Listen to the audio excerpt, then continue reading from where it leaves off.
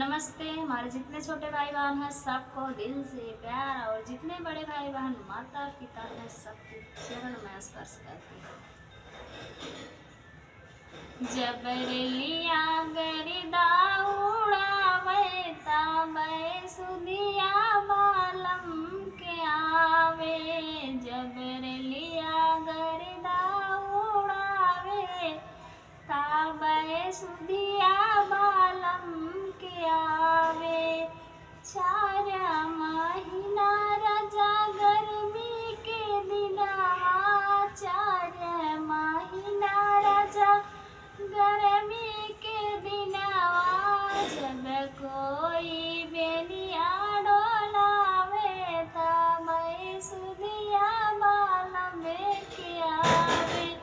जब कोई बेनिया डोलावे तबै सुदिया बालम के आवे।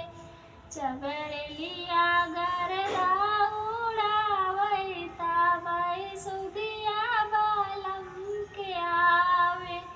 4 महीना राजा जाड़ा के दिनवा, जाड़ा के दिनवा हो जाड़ा के दिनवा। जब कोई कंबल ओढ़ावे तबै सुदिया बालम के आवे।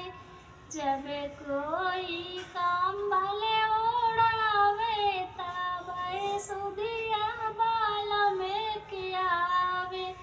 जबरलिया गरिदा उड़ावे तबै सुदिया बालम के आवे।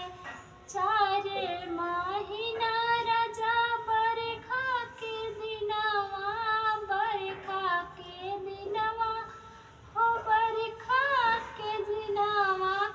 जब कोई छतरी ओढ़ावे तबै सुदिया बालम के आवे। जब कोई छतरी